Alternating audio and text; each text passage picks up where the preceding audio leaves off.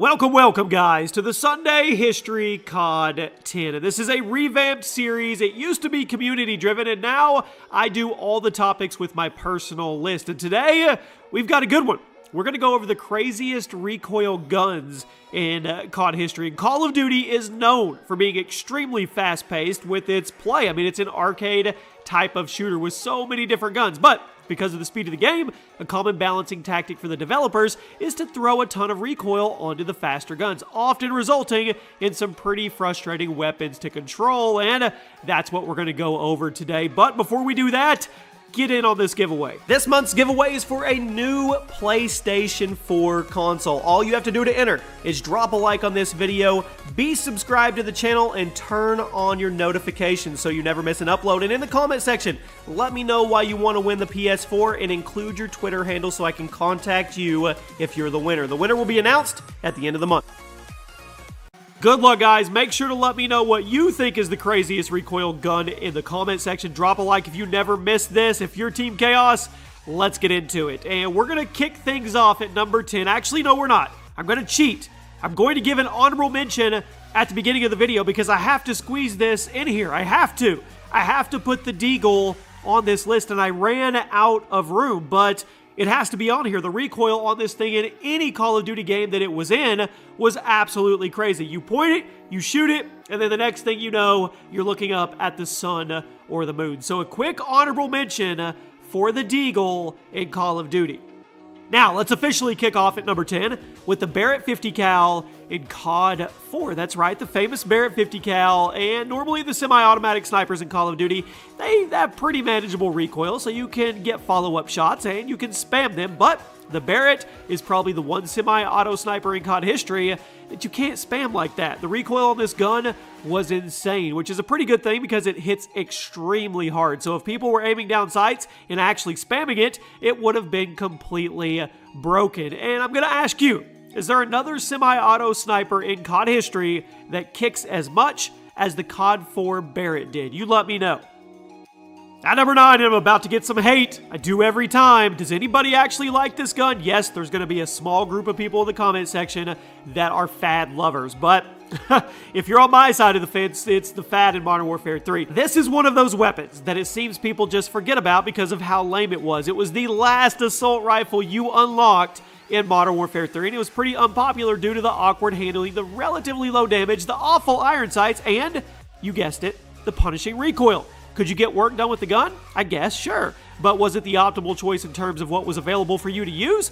Definitely not. I don't think anybody would say the FAD was their favorite assault rifle in Modern Warfare 3, although, like I said, somebody in the comment section is going to say, Jimmy, we loved it so much, why you hate on it so much? There's always that one person, but, I mean, to be the last gun unlocked when you're grinding, At number 8, the FG42 in World at War. If you've only played COD World War II and not World at War, you're probably going to be shocked to see how fast the FG42 fired back in 2008. In COD World War II, the FG42 is a slow-firing, hard-hitting weapon, but back in a World at War, it was a complete bullet hose with some of the most punishing recoil the series had ever seen up to that point. People loved the gun, though, mainly for how amazing the firing sound was, but it was also because of how quickly you could delete people from the lobby. And honestly, I really don't have any idea what Sledgehammer was doing with the FG42 in COD World War II, but I guess that game is over and done with. It's in the rearview mirror, so it doesn't really matter anymore. Hopefully, the FG42 makes a comeback in Blackout the same way the MP40 did. At number 7, let's fast forward to Black Ops 3, and let's put the Vesper on this list. And Black Ops 3 was the first COD game to get pretty regular balancing changes and updates, but throughout all the updates, one thing never changed. One thing was inevitable. The Vesper's recoil was insane. The Vesper was definitely the fastest firing gun in the game, and it was a total melt machine up close, especially during one infamous week or two when it was buffed pretty hard. But actually getting it to cooperate with you, well, that was difficult, resulting in it not really being the most popular compared to some other SMGs. Now, the Vesper reminds me a lot of the Spitfire in Black Ops 4, but with even more recoil, if you can believe that. At number 6, and I have always dubbed these the bullet hoses. And I say these because I always ran akimbo on this. The G18 in Modern Warfare 3. Now, Modern Warfare 3 is a pretty awesome game looking back on it. It was definitely the most content-filled game at launch. And one thing that people loved was the fact that it brought back tons of weapons from the first 2 Modern Warfare games, and the G18 machine pistol from Modern Warfare 2 was one of them. However, the G18 got a pretty hefty recoil increase from Modern Warfare 2, and personally, I think they may have gone a little too far. Now, the G18s in Modern Warfare 3 kicked insanely high, and if you pull the trigger down for more than a second or two, you will be looking straight up at the ceiling, and they were definitely the most effective while dual wielding them, since you could kind of mitigate, I guess, the kick a little bit, but a singular G18 in Modern Warfare 2 was insanely tough to control, and I personally liked the Modern Warfare 2 version better. Cracking into the top 5 today, the WAF 28 in COD World War II. This is an SMG that people really didn't take that well to. It seemed to be pretty good during the beta in the early days of the game's lifespan, but as time went on, it seemed that it just never really got the little buff that it needed to be a good weapon. One of the reasons why the WAF never really took off in popularity was the ungodly recoil. It fired insanely fast and you could totally hose people if you landed your shots, but that was a lot easier said than done. The WAF was one little buff away from being a pretty awesome gun, but unfortunately, it was stuck where it was for too long. At number 4, I hated this gun, the Mini Uzi in Call of Duty 4, COD 4. Taking it all the way back to 2007 for this one, guys, and in COD 4, which you know was the first game to introduce custom classes and kill streaks to players, totally changing the series forever as well as the FPS genre as a whole. Now, COD 4 also had a notoriously short time to kill, but weirdly, despite that fast TTK, the Mini Uzi wasn't exactly a popular pick in multiplayer, mainly because of the recoil. The Mini Uzi was a bullet hose and had one of the fastest theoretical times to kill the entire game, but the recoil just made it really difficult to deal with, and keep in mind, this was back before any kind of grip attachment was introduced in Call of Duty. So, if you didn't like the recoil on a certain gun, guess what? You had to deal with. Now, personally, like I said, I didn't really like the Uzi, and on top of it, with the recoil, it was just tough to deal with in-game, and it punished you for your mistakes very, very hard.